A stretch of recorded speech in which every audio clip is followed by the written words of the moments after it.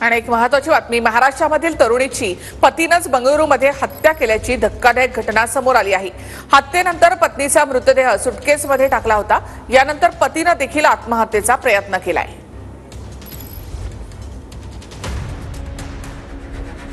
गौरी सांबरेकरची पतीकडून निर्घृण हत्या करण्यात आली आहे। पती राकेश खेडेकरनंच गौरीची हत्या केली आहे। बंगळुरूतल्या भाड्याच्या घरात हत्या करून मृतदेह सुटकेसमध्ये भरला। गौरी राकेशचा 2 वर्षांपूर्वी प्रेमविवाह झाला होता। गौरी ही राकेशच्या आत्याची मुलगी होती। हत्येनंतर राकेश खेडेकरनं गौरीच्या कुटुंबाला फोन करून हत्या केल्याची माहिती दिली।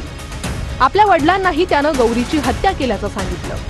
मेरे लड़के का फ़ोन आया ना, मेरे लड़के का फ़ोन आया कि मैंने ऐसा किया है। वो बहुत झगड़ा कर रही थी मेरे साथ। 2-4 दिन पहले उसकी लड़की की माँ को भी उसने फ़ोन किया था, ये मेरे को बहुत तकलीफ दे रही है करके। तो उसकी माँ ने भी उसको समझाया क्योंकि उसकी माँ जो है लड़की की वो मेरी सगी बहन है। त्यानंतर राकेश खेडेकर मुंबईला आपल्या घरी येण्यासाठी निघाला। राकेशनं संध्याकाळी बंगळुरूतल्या घरमालकालाही फोन करून हत्या केल्याची माहिती दिली। घरमालकानं याची माहिती पोलिसांना दिली। बंगळुरू पोलिसांनी राकेशचा शोध घेण्यास सुरुवात केली। राकेश महाराष्ट्रात असल्याची माहिती बंगळुरू पोलिसांना मिळाली। त्यानंतर बंगळुरू पोलिसांनी महाराष्ट्र पोलिसांशी संपर्क साधला। त्यानंतर शिरवळजवळ आरोपी राकेश खेडेकरला पोलिसांनी अटक केली। राकेश खेडेकरनंही विषप्राशन करून आत्महत्येचा प्रयत्न केला। उपचारासाठी राकेश खेडेकरला सध्या पुण्यातल्या ससून रुग्णालयात दाखल करण्यात आलंय। आरोपी राकेश खेडेकर बंगळुरूतल्या सॉफ्टवेअर कंपनीत काम करत होता। गौरीनं मास मीडियाचं शिक्षण घेतलं होतं। गौरी ही सध्या नोकरीच्या शोधात होती।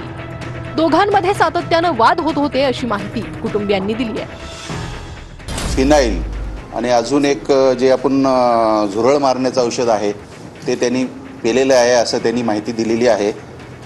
हे जे औषध आहे ते करोजिव्हमध्ये येतं आणि त्यांनी जस्ट पोलीस पकडायच्या आधी थोड्या वेळापूर्वी पिलंय आणि त्याच्या हातात काय बॉटल वगैरे होती अशी माहिती मिळते।